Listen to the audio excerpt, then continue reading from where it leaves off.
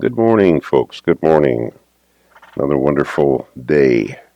Another beautiful day that the Lord has made. I will rejoice and be glad in it. So,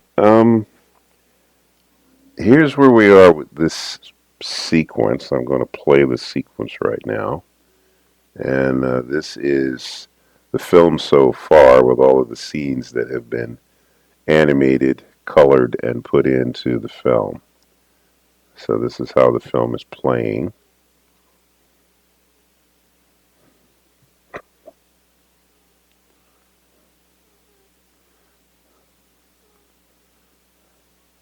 So this is where we are in the scene right now. I'll play that again. Play it again, Sam. So from this point, I can decide what my next scene might be. And as I was looking at this morning, it occurred to me that my next scene likely should be is maybe a shot of Miguel bringing a block over and adding it to the other blocks. So I think that's the scene I'm going to add. So I'm going to pull up my Rough Animator program here. And so we'll start. So what we're going to do is we'll set it with the black line. We'll go to the pen and bring out the sketchy line. We have it set at 6 pixels. So that's good. I'm thinking, just as my head's thinking here. Let's make sure we got the wavy line so we're sketching. I think what I'm going to do is maybe have, this just hit me, maybe have Miguel come in, walk in, you know. Maybe he's taking some steps to get over to the blocks. And so let's say maybe the blocks are,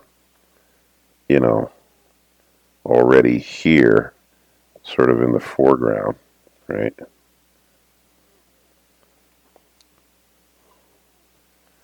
And then we can have Miguel come in. Let's maybe reduce him down a little bit so that he has a little bit of to get to the blocks. Let me bring this down here so you can see the entire shot. So you see what I'm hinting at here. I'm saying that having the blocks over here already stacked. So like, we have some blocks stacked here. And these are the blocks that Lenny and Nora have already put here. And then Miguel is going to add to it.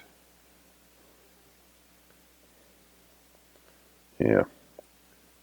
So what I wanted you to see here is how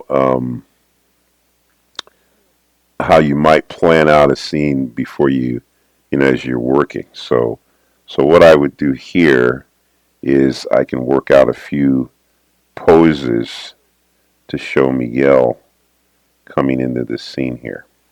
Now, so what I might do here is just have a few poses, and let's see. Let me see if I can find a model here. Let's see here. So if I bring this up here, okay.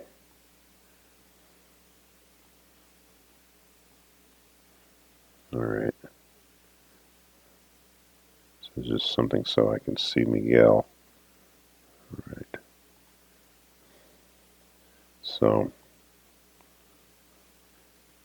you're probably not going to see this, but what I've done is I just brought in the film just so I can see Miguel, so that I can remember what he looks like. I mean, I designed him, but it's interesting how a lot of times, even when you know how to do something yourself, You still have to um,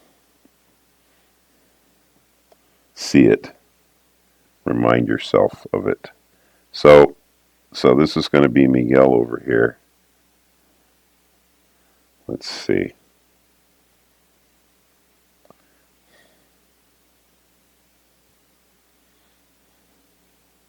I think I'm going to make this bigger here. Let's fit the window so I can see it a little better here.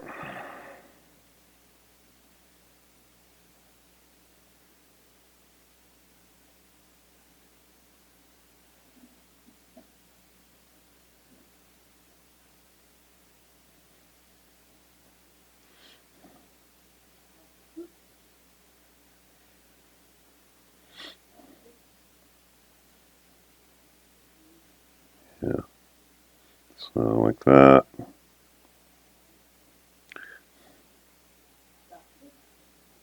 Because what we want to do here is we just want to do some poses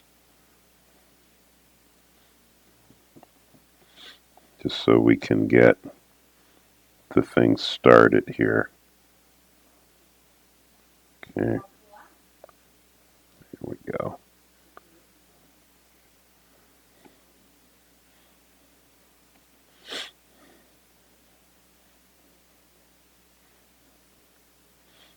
Here we go.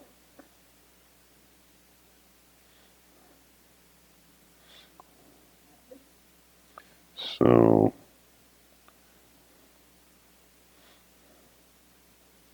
so he's holding a block here, and his hands on that block there.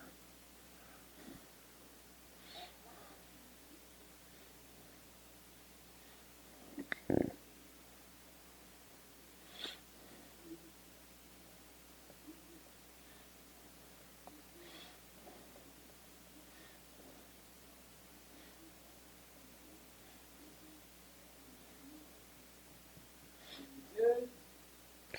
You're always going to have something in a way of a model handy because you're not going to always remember your designs perfectly. I mean, I always find it I need to have a model sheet handy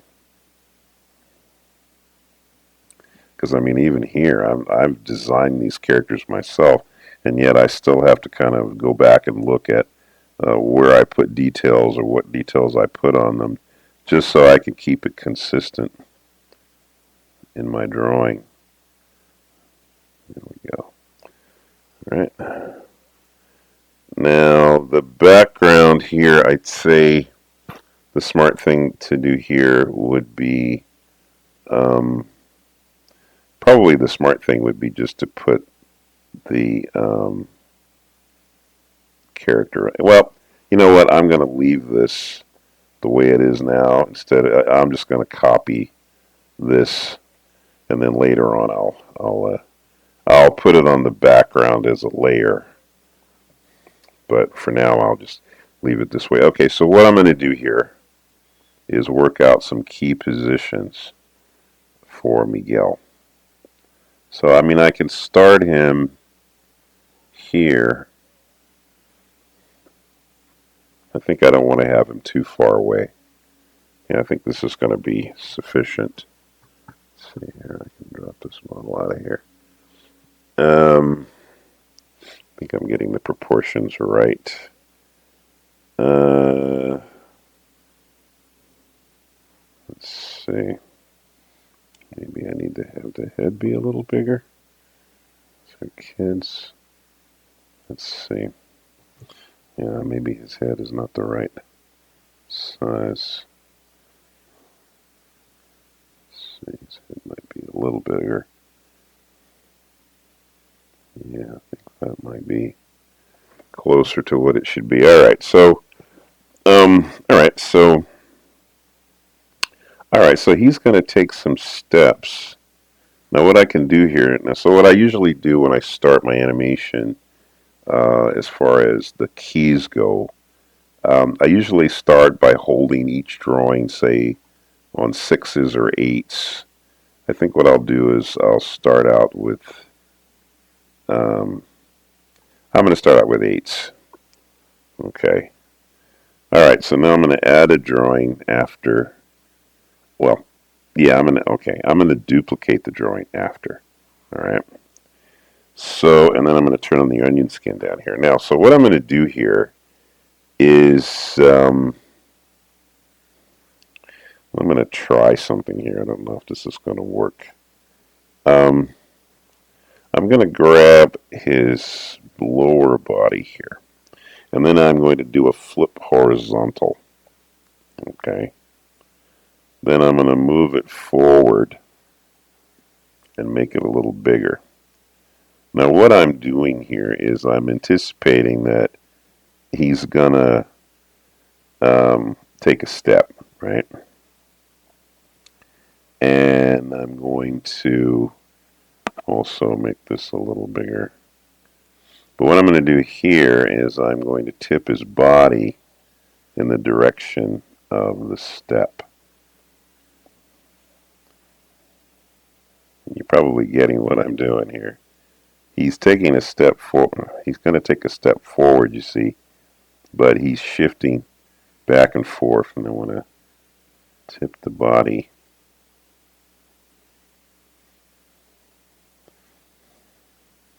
So that the idea, you see, is he's coming forward. See, step, step. So you see how I'm starting to have him come forward, right? It's a little bit of a trick to save yourself some work. All right, then, okay, then I can see he's going to have to do this again, you see. So I go back to the first drawing, right? And then I'm going to click on here and I'm going to add duplicate after. So I'm going to take that same drawing, copy it, okay. Now I go over here to the top right where it says, you can see these two little icons here that you might just faintly see. I'm putting my mouse over them. I'm going to move this drawing in the front. So I'll use this icon here, click on it. And what that's done is that's moved the drawing that I just made and put it in the front here. Now what I'm going to do is grab this drawing with my select tool, and I'm going to make it a little bigger still. And I'm going to move it again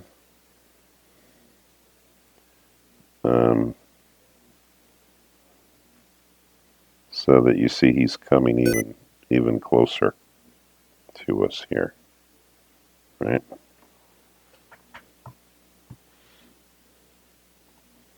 So let's do this, play it, and you can see how he's getting closer, you see. He's stepping up to the boxes, all right? And I can do that again. I can have another pose. So like, let's say we'll take this one, okay, and then we will duplicate after again. Then we'll move this one into the front. Then we will make this one even bigger, right? So we'll move it, make it even bigger, because he's stepping even closer, you see. And then, yeah, like that. Maybe make him a little bigger.